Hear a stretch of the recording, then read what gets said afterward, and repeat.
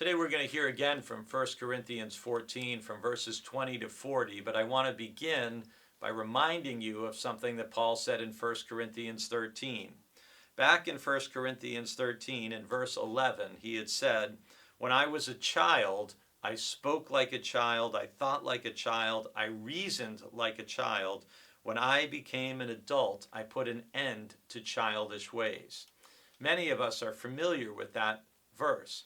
But in chapter 14, he comes back to it again in verse 20 when he says, "Brothers and sisters, do not be children in your thinking.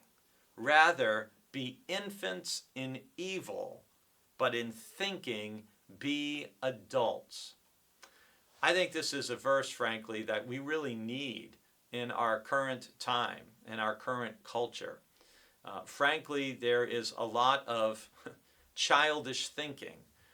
There is a lack of depth. There's a lack of critical thinking.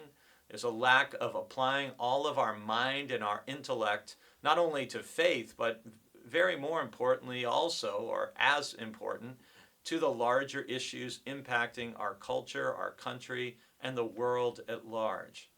Paul's admonition to the Corinthians is we want to be infants. We want to have little experience, right? An infant has had very little human experience. We want to be infants in evil. We don't want to know a lot about it in terms of we don't want to engage in it. We don't want to practice it. But in thinking, we need to be adults. We need to grow up and not be childish, not be foolish, not be unwise.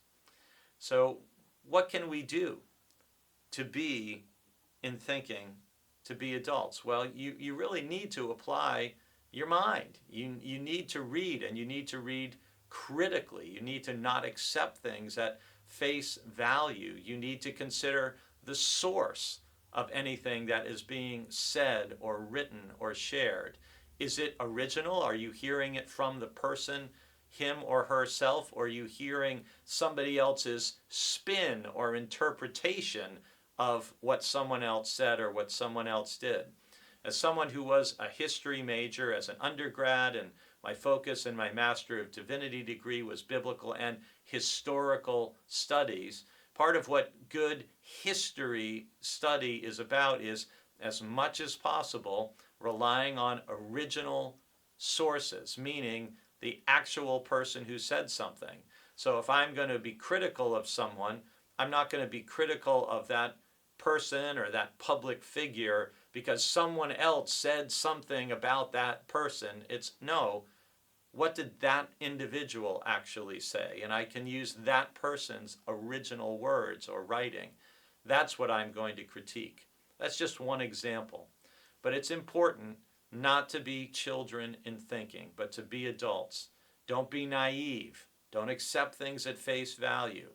Critique, study, research, analyze, use your logic. Don't be easily fooled.